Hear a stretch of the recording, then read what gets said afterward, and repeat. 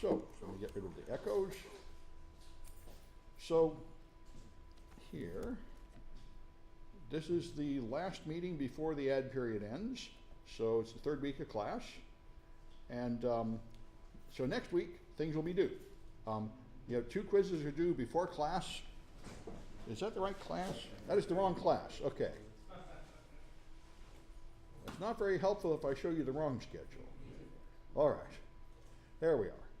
So quiz 1, chapter 1 and chapter 2 quizzes are due before class. You take them online, and then we'll start talking about class 3. After that, skip a class for RSA.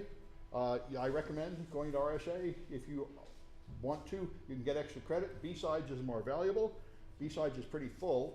I saw a call for volunteers. I think you can still get in if you volunteer, but you can't just get in.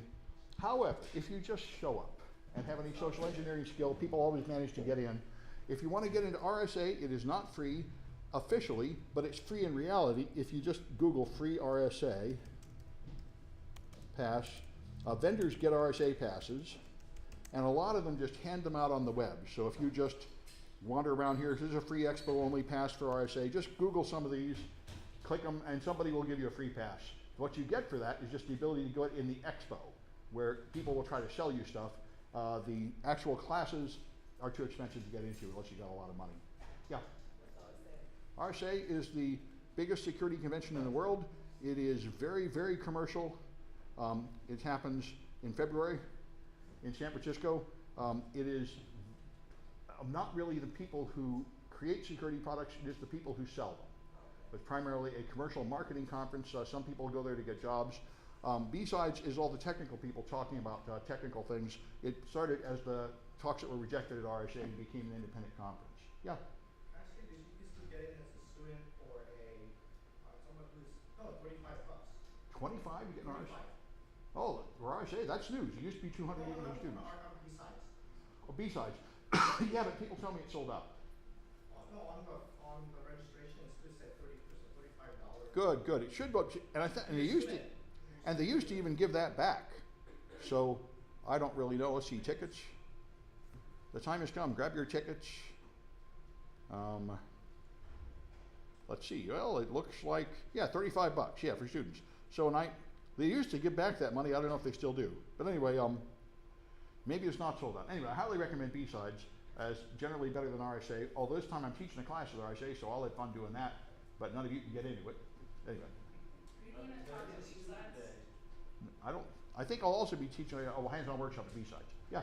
There's a student day at RSA. Oh. Thursday. Oh. And it's free. Oh. And although it doesn't give you privileges to all of the events, it does give you privileges to some. Oh. Beyond just the conference hall. Well, that's great. I did not know that. Anyway, all these things are worth extra credit if you get into them. That's good, a student day. Well, I'm glad they're doing that. Good, good. Well, I'm glad they're doing that. And I know as of last year, they finally got rid of the models in bikinis, so it's less offensive to be there. So RSA is slowly moving from just being an awful conference to one that's not quite as awful.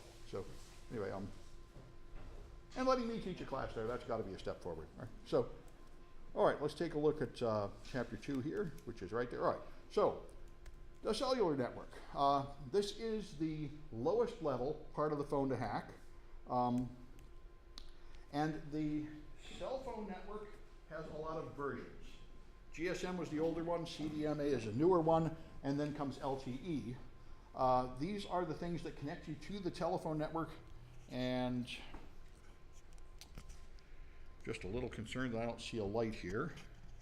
Ah, there it is. I've just got this thing backwards. Now I feel better. All right, so this gives you your phones, calls, your SMS, and your MMS for things like videos, and then IP connectivity through the phone network. So the subscribers on the left, they connect to the base station, and then they get to the mobile network operator, which then has various devices to connect you to the phone network, the public switch, telephone network, and the public internet.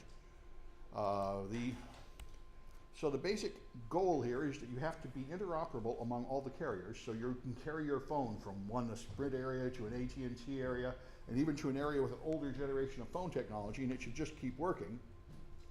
And the phones of different types can talk to each other. That's the goal. So all the networks give you voice calls, voicemail, SMS messages, location services that tell it where you are. They have to know that in order to ring the phone, and then IP connectivity.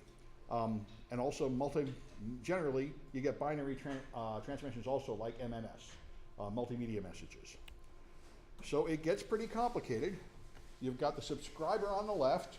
They connect to the base service station there, and then some of the traffic connects to the phone network, and some of it connects to the IP network through the packet control unit, and then it connects all these services to keep track of where you are, and pass through a switching center to get to the telephone network, or they pass through other things to get to the internet. And there's many, many functions running on your phone. So the customer is holding what they call a mobile terminal, which is your phone, and then they connect to the base transceiver station. This is called a UM, that connection, U-channel mobile. Then they go to a base station, which is a rack of equipment that has things like the base station controller and the packet control unit. The base station controller gives you phone service, and the packet control unit gives you packetized data to go on the IP networks for web surfing and such. And then they call this thing the base station subsystem that includes these things, all owned by the phone company. So I got a few iClicker questions. You should grab one and also put your name on the attendance list. There were some pens out there, but they have vanished. Get some more.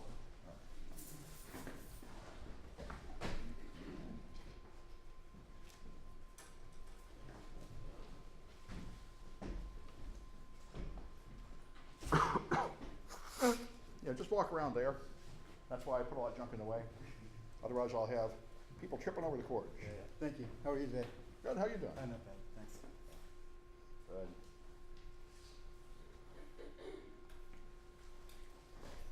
So I kind of messed up on the quiz. Now that work. Well, you have 2 tries. I started quiz 1. Yeah. My boss came over. I went to look busy, so I shut the browser down. So I think I missed that opportunity. All right. Well, you still have another try. Give it a and email me if something goes wrong with that too. I appreciate it. Thank you very much. Yeah. I learned how to approve a 3rd try because somebody had already had trouble, so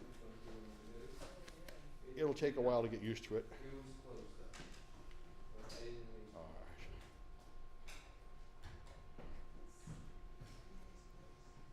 This thing good. Hey, I should probably plug this in. All right. That thing.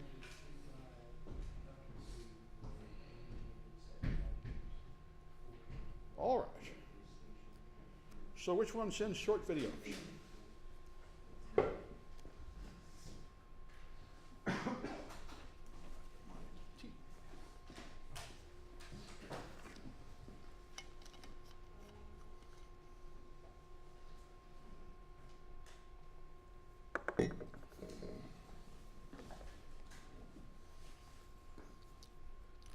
All right, quit at 35. All right, and that's multimedia, MMS. Good, all right.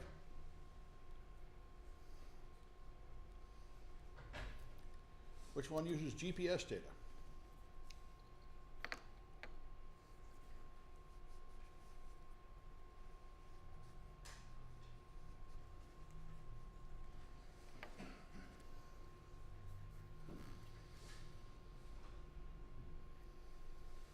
All right, I'll quit at 30.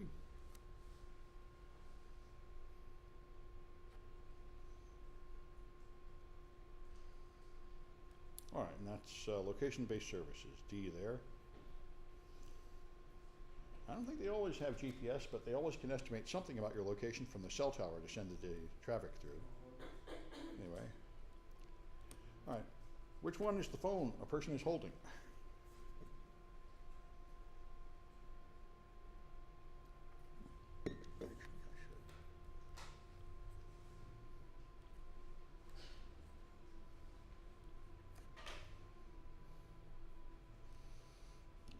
Quit at 25.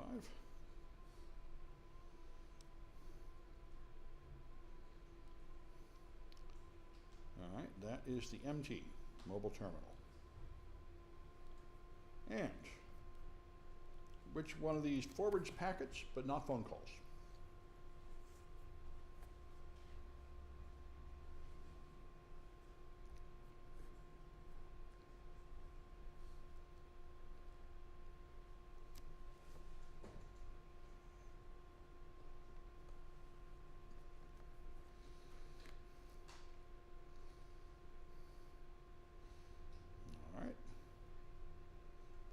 quit at 30. All right, and that's the packet control unit down there at the bottom. All right, so we got enough time to continue here. All right. So voice calls, this has been a really old technique from days of copper wire. The way you get many people to share one piece of copper wire is by cutting the signal into time pieces. And the simplest thing is just have 3 calls, take their turn, 1, 2, 3, and 1, 2, 3, so that they each get a brief instant of time to use on the wire to send their data. You can have traffic channels that carry the data and control channels that handle things like ringing the phone and sending control signals like telling you whether the other guy is disconnected. And you can have a jammer. A jammer just sends out a lot of radio. An electric motor makes an effective jammer if the brushes on the motor get loose and make sparks. You can also build them, a bunch of people build different versions of them. They're all illegal to use. The laws about interrupting telephone service are really ruthless because telephone technology has been around so long, there's a lot of people that use things upon which their life depends that are basic on the phone network. Now, a lot of people that would have had to be in the hospital are at home because they are wearing some kind of monitor that notices if whatever their medical problem is gets worse and calls the hospital. And if somebody has messed with the phone service, they die. So it is, the laws have gotten quite ruthless about messing with phone service. There. So anyway, the broadcast control channel is the first thing the phone does when you turn on your phone. It listens for the broadcast control channel, and this lets it see, is there a cell phone tower around here somewhere? And if so, how do I connect? So it listens to hear a signal which you would call beacons in Wi-Fi. I'm not quite sure what the technical term is here, where these towers advertise their services. Then it accesses the random access channel, which is the first step in the GSM handshake. It asks for information, sending a channel request saying, okay, I observe that you are a tower. Will you please give me a channel to connect to the tower so I can receive and send phone calls? And if there's one available, you connect. There is actually a limit, and it's not very big, to how many phones can connect to one tower. I've seen it something like 72 or something. It's really not that many. And so this is why it's fairly common if you go to an event like RSA, where a lot of people crowd in one room, the phone network gets saturated and you can't connect. Anyway, so if there are slots available, it will then assign a control channel to your device called the standalone dedicated control channel. And then it will tell the mobile about this on the access granted channel. And now that your phone has been assigned the privilege of connecting to this tower, it can then request a location update. And a location update is, please tell the rest of the phone network that I am here, and now I can receive calls. Now it knows which tower to send the ringtones to.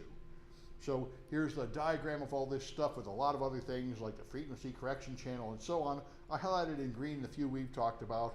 I don't intend to go any deeper than that into this, but it is useful to see the terms and understand the complexity. I took a voice over IP course years ago, and it was just unbelievable. There were like 300 acronyms. Every single day, the guy would come in with another wad of 50 pages for a week, and I said, how can the phone network be so complicated? And it's because it's old, and it has had many, many revisions, and it has to maintain legacy for all the old stuff because there's really old phones that are out there. So it is much, much more complicated than the internet. And the first generation of hackers were freakers, learning how to do crazy things on the phone long before there was any internet. So anyway, it is amazingly complicated that phone calls go through. And if you want a good time, you can get 2600 magazine and read the Telecom Informer from Profit.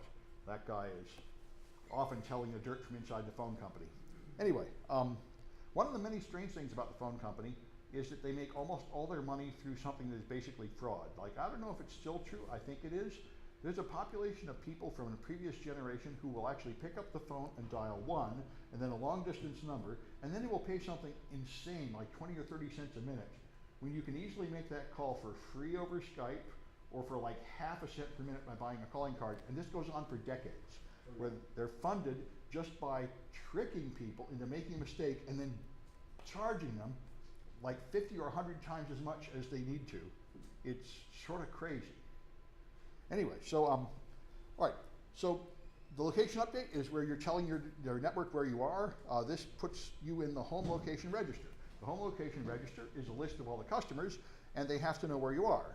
So the mobile switching center is located in the geographic area, it tells it where it is. Once you have done all that, and you have registered your location, then your device can go to sleep. And it doesn't have to leave a channel allocated to you anymore, not unless you actually receive a call or make a call.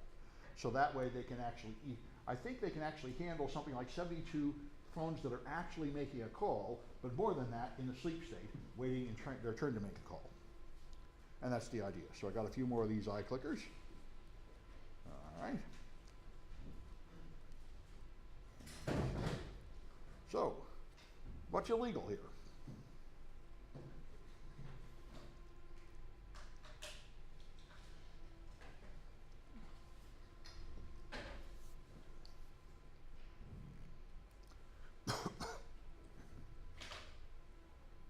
All right, looks like I can quit at 30.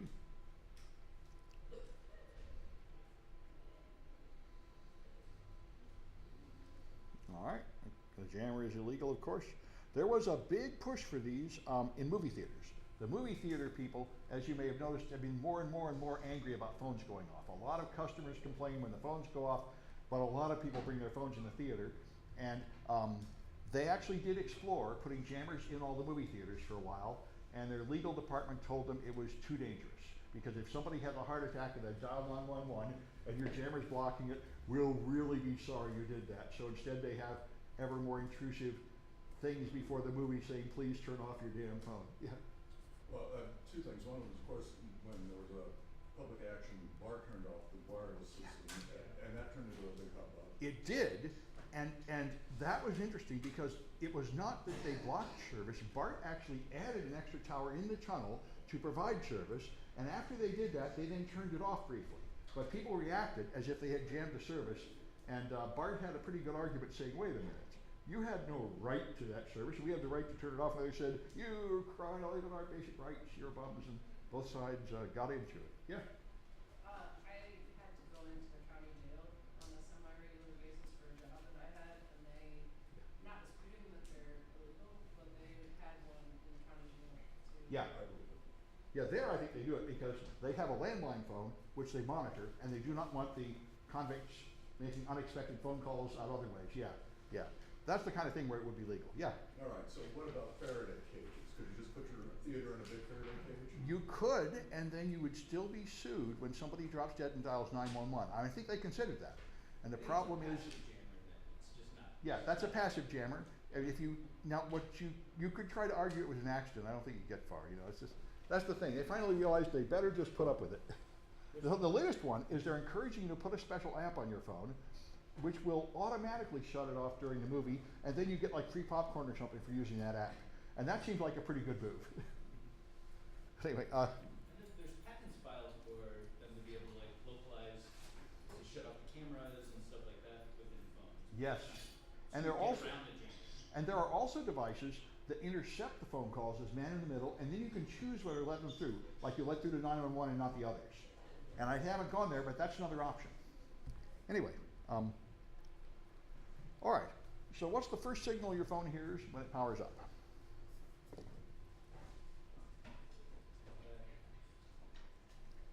It's alphabet soup. And the more you go into phone, the worse it gets.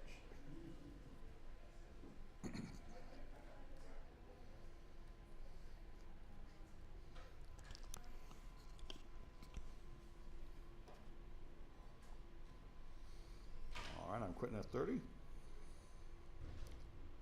All right, it's the broadcast control channel, I think, but I'm going to flick back and make sure I'm not lying to you. Yep, that's it. The first thing it does is listen for the BCCH, which is what you would call a beacon in Wi-Fi, the local tower telling it what it is and what requirements are to connect to it. All right. What's a database of subscriber information? All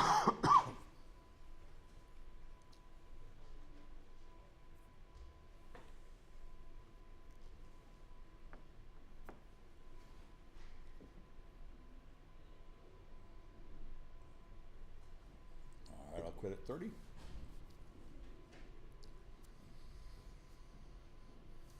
All right, and that's the home location register down at the bottom. All right. And what's the way for many devices to share the same radio channel?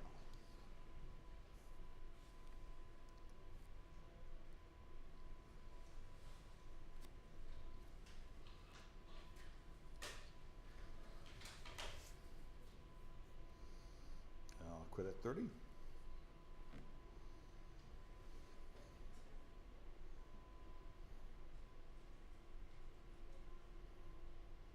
All right, and that's time division multiplexing. In general, that's multiplexing. There are various ways to do it. And the phone network has always used time division multiplexing. There are other ones. All right. It's only 6:32. We can just carry on here.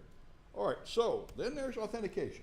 You have to somehow log in to the device so it knows who you are. There are different ciphers used. In GSM networks, they use something called A5, and it turns out to be crackable. And a lot of people got very upset. It's very old stuff. Of course, remember, until about 2003 or so, the United States government had a military rule prohibiting us from exporting strong encryption. So any device or software that left the country had to use weak crackable encryption, and we're still suffering from that. There's a whole series of internet flaws that rely upon downgrading encryption to export level encryption. And many websites like HTTPS servers and otherwise have these low grade encryption options available to be compliant with American law about a decade ago before they finally knocked that off. So anyway, CAVE and AKA or other encryption routines I think are considered safer. I haven't found a lot of details about how long the keys are or anything, but there are some blogs about how to crack A5. Anyway, so voicemail. This is the big hole for everybody. There are two trivial ways to get in people's voicemail. The first thing is almost always the default voicemail password is the last 4 digits of the phone number, and people don't change it. But the other one that's even more devastating is if you spoof the call from address, which to make it seem like you come from that person's phone, it doesn't ask you for a password. So if you're on your phone trying to get your voicemail, it looks at the from address, the call. And that's trivial to fake, and so this is how Rupert Murdoch got in a world of trouble. The reporters have been using it to get in everybody's voicemail to get scoops for years before it was finally exposed and they all got prosecuted for hacking. So the SMS service is extremely important, more messages of this type than anything else going through the phone network, a lot of them not from humans. A lot of your phone services actually communicate to the server by SMS, automated SMS messages.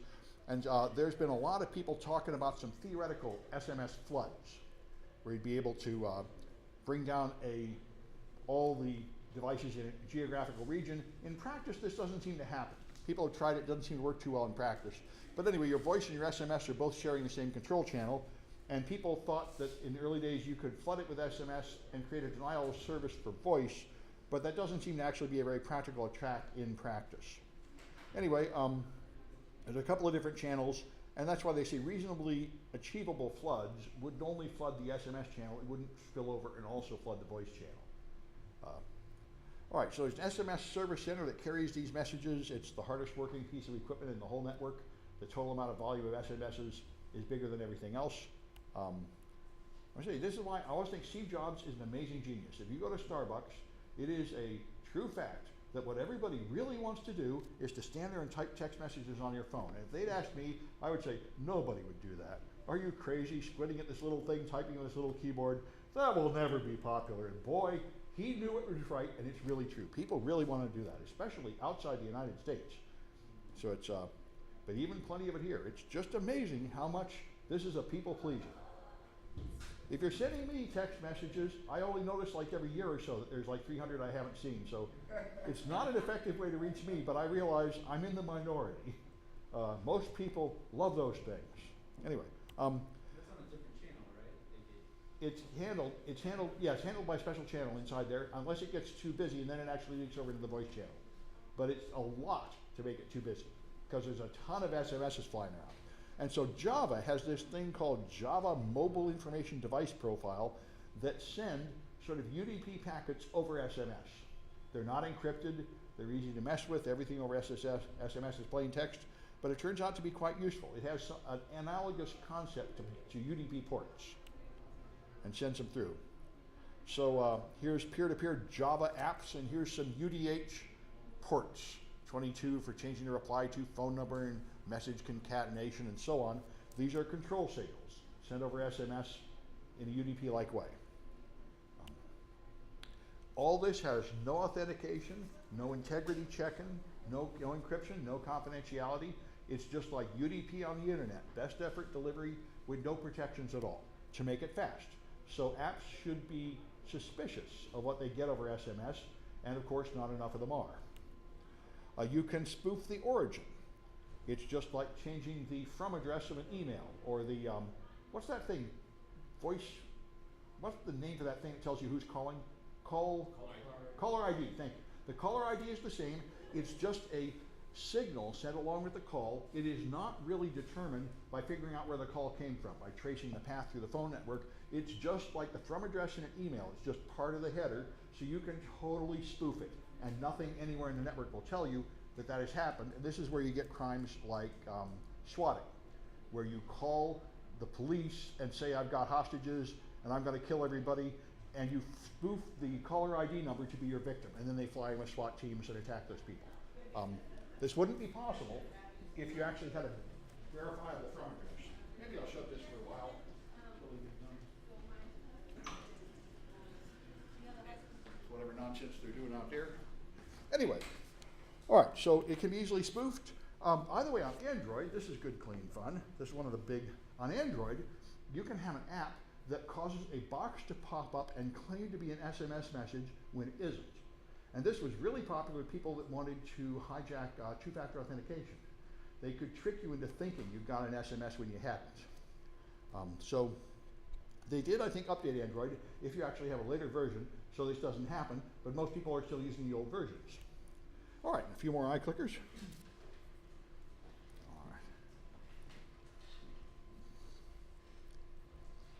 All right, so what's the hardest working piece of hardware?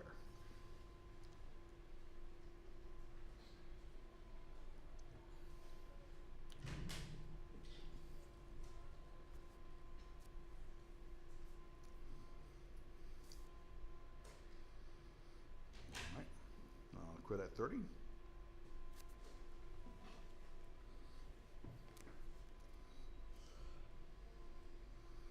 All right, that's the SMS switching center there. All right. Which one is often hacked with a default pin?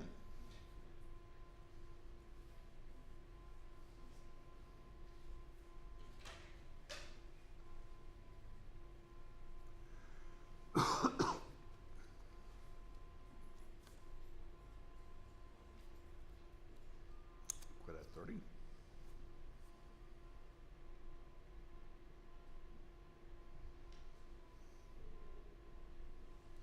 All right, that's voicemail up there. All right.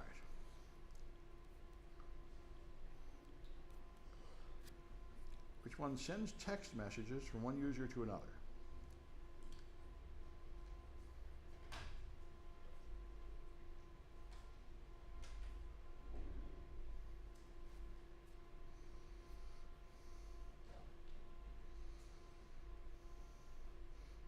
Quit at 30.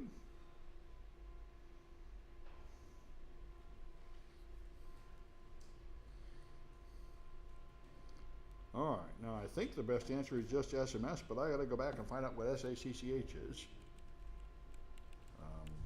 The slow associated control channel, right. That's just rarely used to move SMS. That's an alternative if they're on the phone and SMSing at the same time, so the best answer here is just SMS. Good? What's that? You used to not be able to do it. The CMA. Oh, you couldn't do an SMS and talk? I remember when you couldn't connect to the internet and talk. And you had your 56K dial-up, yeah. All right. And what portion of this message is trustworthy?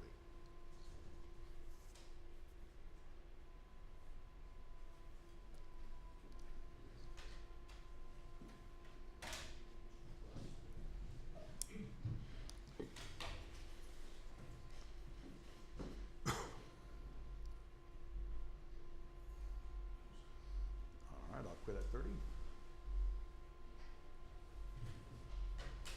All right, and of course, none of it is trustworthy. there's no encryption, there's no hash value, there's no password, there's no signature. There's just no reason to really believe any of it. So I think this is the last iClicker section, but I've got more stuff to talk about, and we haven't hit an hour yet, so we might as well go. So now that that's the basic operation of it, now we should talk about attacks and countermeasures.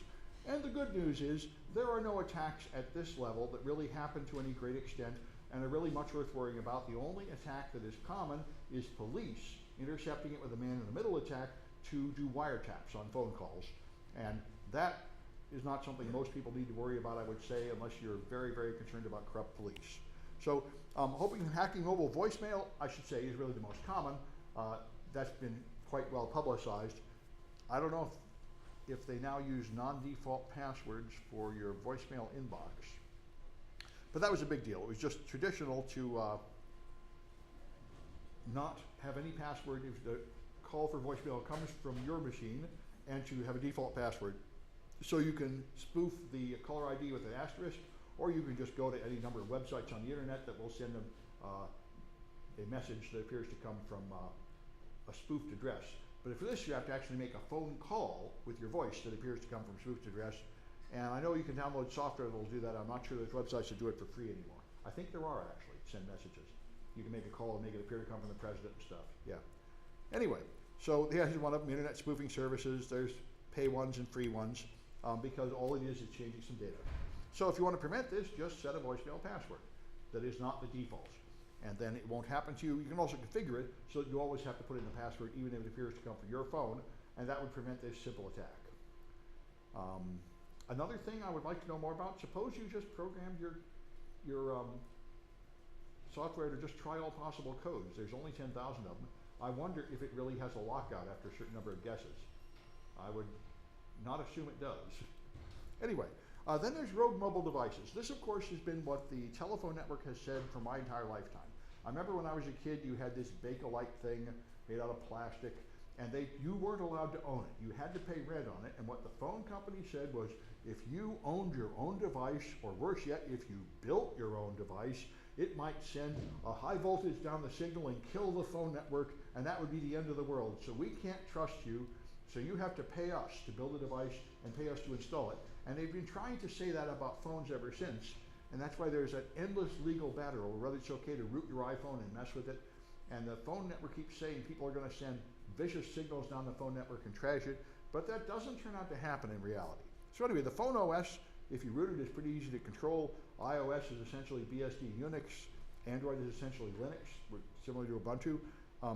And in principle, you could modify your phone to send nasty signals to the phone network, but it would only affect a small area up to your local tower.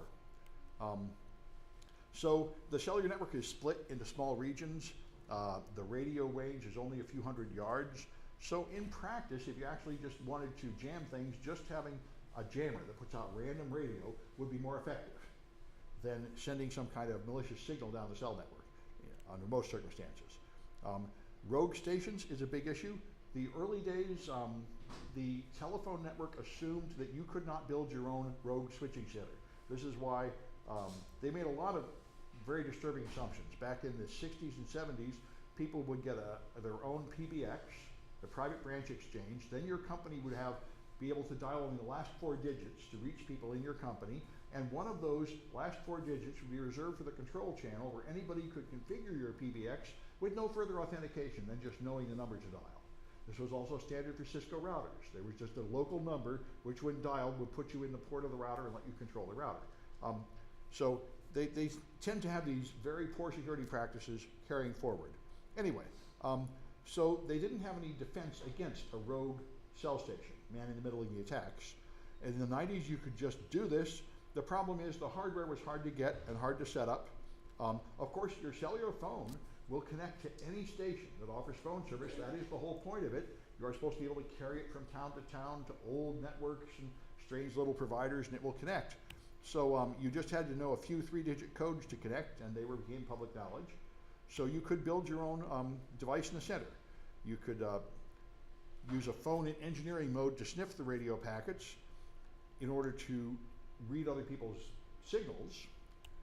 And of course, this is wiretapping on the phone network, and it's completely illegal, but if all you do is listen and you don't tell anybody, it's essentially impossible to catch you. Like I said, I'm not going to do any road base station projects. I had a plan to do it last time. It turned out to be more bother than it was worth. I could do it legally if we did it in a room here that's a Faraday cage, which we have, and then we made calls inside that room. But I don't think this is that important, really. Anyway, so in 2002, you could buy an SMS man-in-the-middle device, and it would then cost 6 figures, and you could then man-in-the-middle phone calls within 100 yards of that device.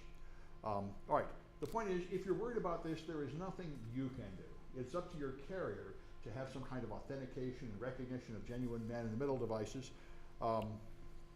Now, you can get these all the time. You get a Femtocell from your phone provider. It just looks like a router. It plugs in your internet connection, and the purpose of this is to get a stronger cell phone signal in your house. If your house happens to have metal in the walls or some other reason doesn't have a good enough signal, so you can get a man-in-the-middle device right there for just a few $100. Now, in its default configuration, it only lets you get to the official phone network, but since you got it, you could take it apart and mess with it. And there's software you can get to make a fake base station for only $1,500, and a Femtocell is even easier.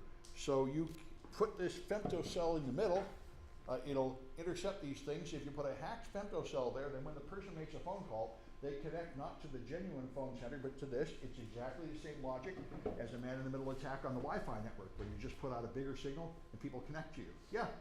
Has anyone managed to do a Femtocell with Verizon? I don't know. I know they've done a few of them. I'm not sure about the different providers. So I know. GSM.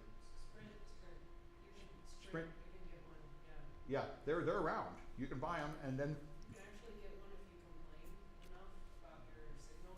that's at cool. your house, which I just did, but I don't have internet in my house, so I can't do Yeah, that. you gotta have broadband. Yeah. They charge for it, but you can get it free if you have bad service. Neat. And the Yeah.